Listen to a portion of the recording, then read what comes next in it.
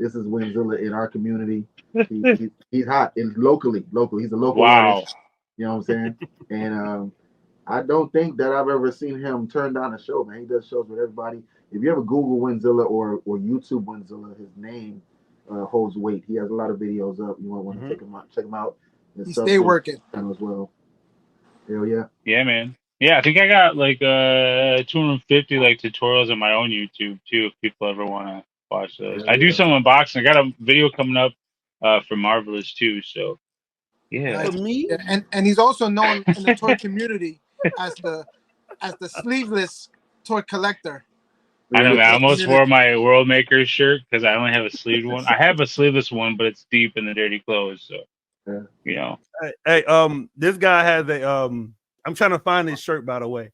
You got a shirt that says Zaddy on it. That, Damn, dude. Yeah. I should have wore that. Hey, Zaddy with his real Z. shit. Hey, now listen, Wizilla. So now we gonna get started with everything, but just some basic general questions, man. We already know this, but I think now this is our first time everybody is talking together. It's gonna be some viewers' first time probably seeing this and everything. So let's just get the backstory together. When did you start collecting? Like the way I think huh? like since when I was a kid and stuff, but then obviously those toys weren't cool because getting chicks was cool. Wish I would right. have just saved all my toys, but yeah. So I picked up again in probably 2013, 14, and so just been doing it since then. Well, I was doing like props and stuff, so then went to 112, 16, 118. So and like today, the Amarac Spot Tour is all 118 world building. Right. Just sum all that shit up. Yeah. Hey, Yeah. love it. Hey, look, that's good. So now everybody they collect people they got all kind of scales that they collect 16, 112. I'm a little bit of in between. I do a little bit of everything. But what made you want to focus only on the 118 thing? I like the community a lot better. Like they're just pretty giving and stuff, and especially with information. Like when I started doing customs, it's hard to get info. Like 10 years ago. But these guys will be like, "Hey, this is what you do. Here's a whole recipe." I always found that with them, they're more like more community based. They're not always trying to get the hottest thing and show it off. It's more of like, "Hey, check this out. We could turn this into this." You know what I mean? Like it's shit you already got turned into a toy. So Man, and I must does say, that answer the question? I went off. I don't know. No, you did. no, that's great. Bro, yes, but I must say, just to touch on what Zilla's talking about. Yeah, I tuned into Rad Toys, his podcast, and if you guys, definitely check that out.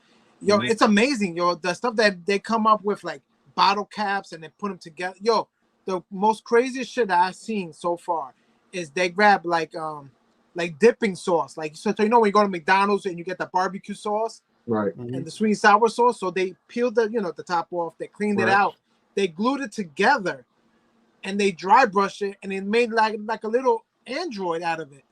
No way. Yeah, I was mind blown. I don't know who did it in that group, but they're all super creative people, bro. As you was explaining that, I was thinking about it being crates for like supplies. Crates, They done that too, yeah. They make the dopest shit, bro. So check this out. Like, I know I kind of got a what you call it, brain epiphany, like thing not too long ago when I was looking at the stuff that you guys do on the 118 world.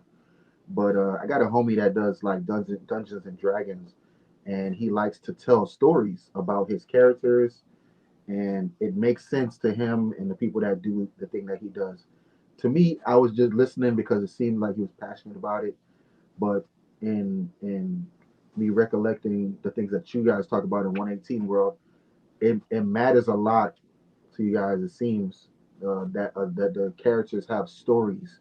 Is that a thing across the board for everybody that does 118, or is that just a thing that people like you do? And when you're doing There's quite a few people that do it. A lot of people are more into the story than they are some of the like custom like dioramas and stuff. So, Mhm. Yeah, I think mine is super lore. You know what I mean? Like every character has a story. Mostly, I mean, not everybody, but there's a good portion of people that have stories. So, yeah, down to I have a special like new patron. Is that no a new Amrakian? So that came in today in the mail. So Yeah. I got a special surprise. I gotta turn that on too. So I got some lights to turn on before we do the damn tour. But yeah, Yeah, no, of course, everyone of course. has a little bit of lore. Everyone kind of has an avatar. That's a lot easier when you're bringing characters in. Like they always meet Commander Zilla when they come into the world. You know what I mean? This special guest has some other guests that are in the world that you might thought I threw away, but I did not. I did not throw them away. So, but yeah, so we got a reunion of sorts happening in Amrak Spot, and so we all built like portals too. Whip Wednesdays. It's on Wednesdays, hosted by Pirates and Rad, and they talk about like stuff that you're building on and stuff like that. They have different throughout the month they have different collabs you can do, but one of the collabs was like a space portal. So I made one up. Like everyone just kind of used their own idea, their own thing, and everyone came up with really cool space portals. That way, it kind of makes the story of our lore easier. Like today, my special person came through the portal, and the portal's called the Shove in my world. So just The Shove. there. That's So dope.